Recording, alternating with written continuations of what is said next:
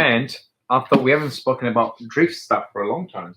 Well, Yokomo is very specialist in the drift. They started developing the drift cars many, many years ago with, what's a Japanese drift again? It was a D, I can't remember. I did know it.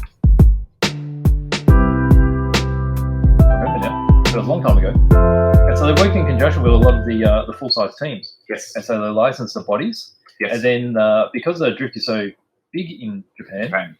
They started developing their cars to work as specific drift cars. That's right. And they soon discovered that it's not just converting a touring car, it's actually redesigning a car to drift properly.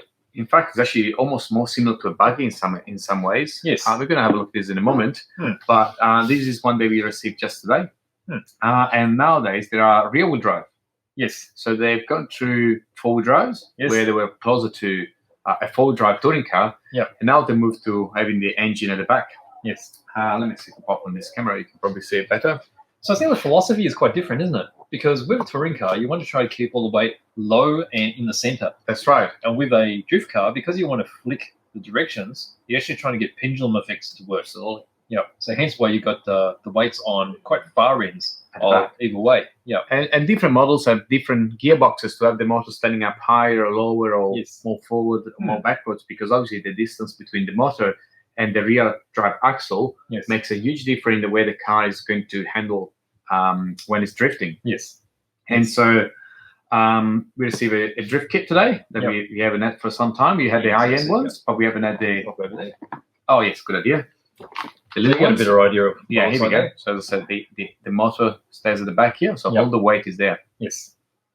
So we haven't had some of these entry-level kits. We had the expensive one, colorful one. Yes, the really bling, lots of aluminium bling. Yep. But we haven't had the S version, which is the one of the cheaper ones or more entry-level ones.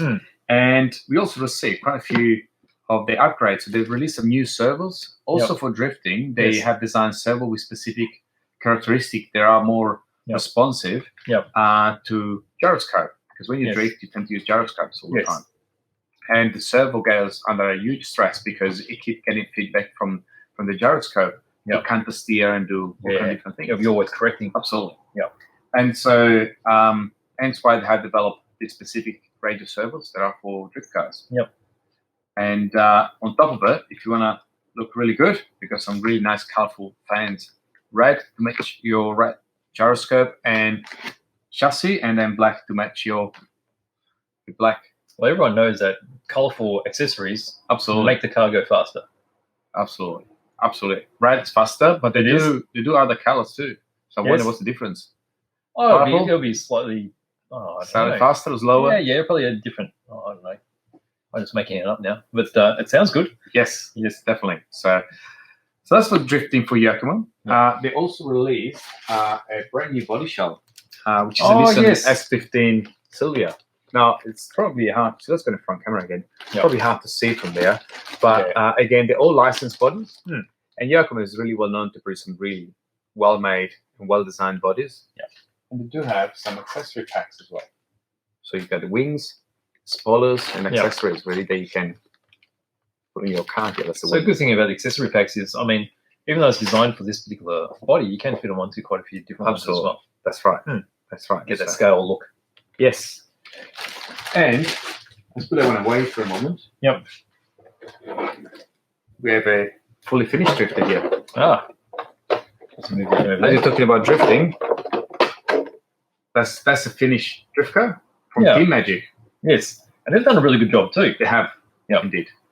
Because a lot of the drift cars, well, the cheaper ones, tended to have been just a touring car with some really slippery tires.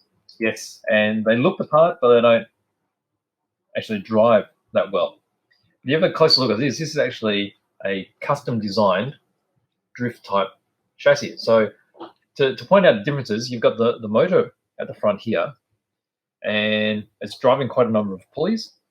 And these pulleys are actually at a different drive ratio, front to rear. That's right. So it's overdrive the rear on this one? Overdrive on the rear should be. Yeah. So basically, you're making it so that the rear is trying to overtake the front, which helps it with changing the direction quickly. Yes. The other thing too is you've got the battery mounted at the very far end. So you've got all the weight sort of this end. So you've got this semi-pendulum effect happening. And then you've got the drift tires, so quite Plastic. slippery. Yep. Definitely. And one of these big differences is Throw. Or yeah, the steering so how angle. much steering movement you get. So that's quite a lot, but actually the Yokomo ones have got even more than this. Even more, yeah, absolutely. And you can buy some kits often enough to improve the steering angle. Actually, you can get almost 90 degrees. It's really impressive. So, yeah, and that's a drift car, really. Yeah, that's right. So So it's interesting to look on this way too. yes, true that. You can see all the pulley system here. Yeah. So see how it's not as low as a competition touring car. That's right. So it doesn't really affect it because we're trying to get it to perform in different ways. And also when you look at the chassis, there's a lot of cutouts for actual flex. Flex, that's right. Yeah. Very different concept. As you can see, Tom has been drifting this car with a really fast motor. So he had these wheels were at the rear and they're completely worn out. Mm. Then he shifted them at the front to the front to the back, so you Yeah. got a bit more life here. Yep. But they definitely wear out as well. Also the Excellent. setup on the shocks too, because basically you want it to react really quickly. That's right. So there's not a lot of oil dampening. Yep. Just so you can change direction quicker. Absolutely. Yeah. And that's for drifting, something different.